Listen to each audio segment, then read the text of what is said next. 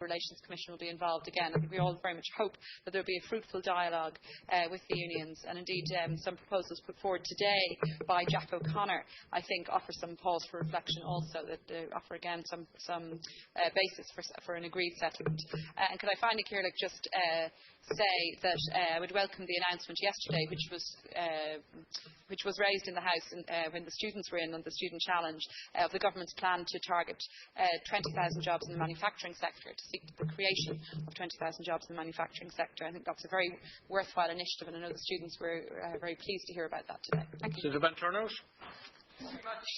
At the weekend I had the pleasure of attending the Scouting Ireland Delegate Conference, which actually brought 800 delegates together representing their 40,000 members. And two motions that they voted on would be of interest to the House. The first was their concerns over the sale of Cuilche and the access rights, and their fear that the proposed sale will threaten the current open access policy.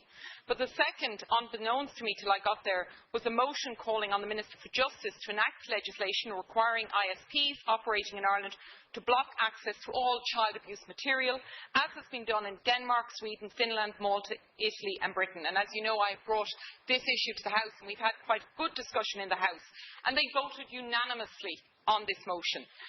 The Minister Shatter has committed that blocking will be fully considered in the context of the development of the planned Sexual Offences Bill. Leader, I am very concerned that this bill in the legislative programme is now scheduled for 2014. I think this is an urgent matter. This is about protecting real children from real abuse in the real world, and I would ask you to convey to the Minister that perhaps we can bring forward a separate bill to deal with this distinctly. Secondly, today is the National Day of Action of public awareness on raising on direct provision. And I do need to note, Ciarán, that I am disappointed, and to be honest I am confused, that the adjournment matter that I addressed to the Minister for Social Protection, Joan Burton, TD, has been ruled out of order. Since the introduction of Social Welfare and Pensions Miscellaneous Provisions Act in 2009, asylum seekers cannot ever be considered habitually resident in the state.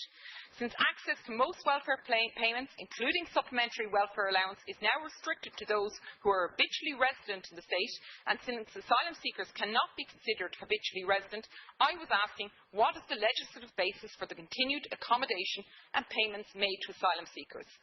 I think this is a question for the Minister for Social Protection. For example, the payment slips to the asylum seekers says Department of Social Protection.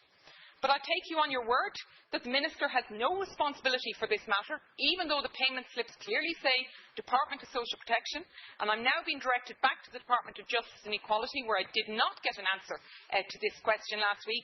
So, Leader, I would actually call for us to have a Seanad debate on direct provision. I have been moved from department to department on this issue. Nobody is willing to take responsibility. I believe that we are operating outside of a legislative basis with the payments, and I think we need an answer to this question rather than being shuttled between departments. Senator Mullen. I would like to endorse both of the issues and the concerns that Senator van Turnhout has raised, in particular the one about the internet service providers, and commend as well the Scouting associations for keeping the emphasis on this. But her second issue there was no less important. I would be very grateful if the Leader could arrange to have the Minister for Health into this House to discuss what the government's plans are in relation to abortion. It seems that this issue is being debated everywhere except in this House, and I am not happy or impressed by the manner in which the government on the one hand is not communicating